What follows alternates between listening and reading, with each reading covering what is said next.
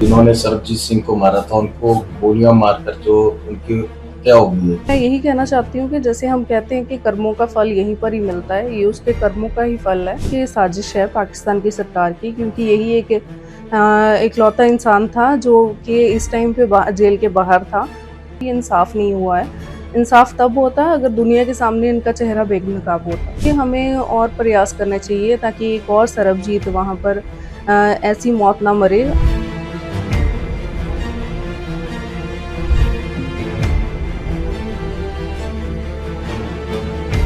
मैं सरबजीत सिंह की बड़ी बेटी हूँ। जी, बिल्कुल। अगर सवाल करें तो जिन्होंने सरबजीत सिंह को मारा था उनको गोलियां मारकर जो उनकी हत्या हो गई है, इसके बारे में क्या कहना चाहते जिन्होंने पापा पे उस टाइम पे हमला करके उनको बुरी तरह से कर दिया था जेल में। उसके बाद उनकी वहाँ पर मौत हो गई थी पाकिस्तान की जेल में ही। अ, उनमें से एक जो शख्स था, उसको कल गोलियों से मार के उसकी हत्या की गई है हैं? कुछ मीर सरफराज। मीर सरफराज। अ, जिस पे मैं यही कहना चाहती हूँ कि जैसे हम कहते हैं कि कर्मों का फल यहीं पर ही मिलता है, ये उसके कर्मों का ही फल है।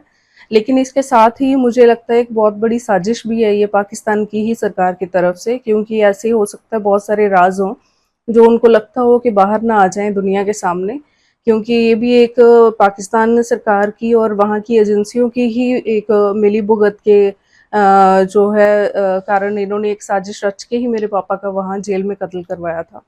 बहुत सारे प्रयास किए गए थे जब पापा जेल में थे, और जब उनकी मृत्यु भी हुई उसके बाद भी हमने बहुत कोशिश की थी कि इसको इंटरनेशनल लेवल पे उठाया जाए कि उनकी हत्या आखिरकार कैसे की गई, जैसे कि जबकि वो एक हाई सिक्योरिटी जेल के अंदर थे, एक सॉलिटरी कन्फाइनमेंट में।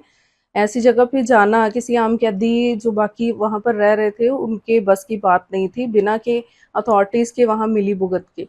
तो ये अभी भी मैं चाहती हूँ कि इसका ये जैसा कि मुझे कल भी पूछा गया था कि आपको लगता है कि इंसाफ हुआ है, बल्कि मैं ये सोचती हूँ ये इंसाफ नहीं हुआ है।